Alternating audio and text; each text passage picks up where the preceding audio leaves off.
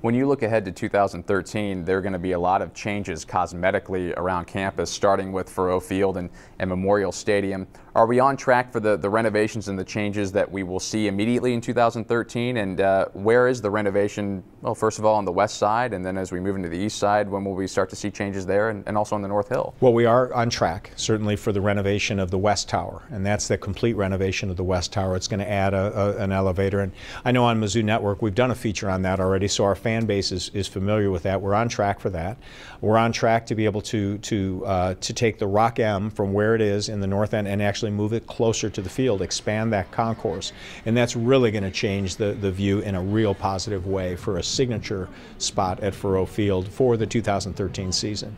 And we're on track right now to be able to get out to bid and certainly to start construction on the East Tower. Now that tower in itself is a massive structure. That's about 2.5 times the size of the West Tower, and that structure itself is going to include additional seating. It's going to include additional premium seating, and then aesthetically it's going to really make Faurot a much larger looking facility and a much more balanced facility. Attendance is going to go from 71,000 to 75,000 with the construction of the East Tower, and we are going to see construction on that during the 2013 calendar year, and our hope is, we've got our fingers crossed, that maybe we can get that done for the 2014 season. But lots of changes that'll take place, lots of construction work going in and around Faurot, and I think our fans are going to be pleased with what they see.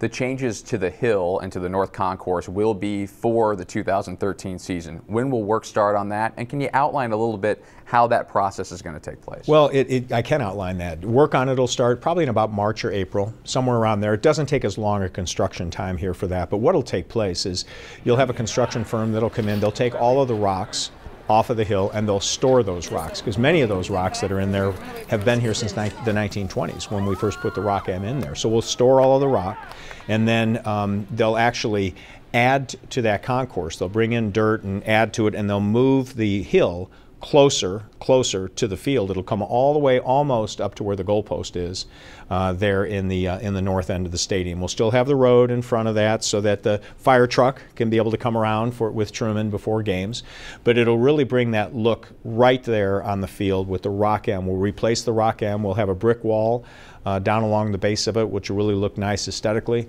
And then we'll expand the concourse at the top end somewhere between 30 to 40 feet.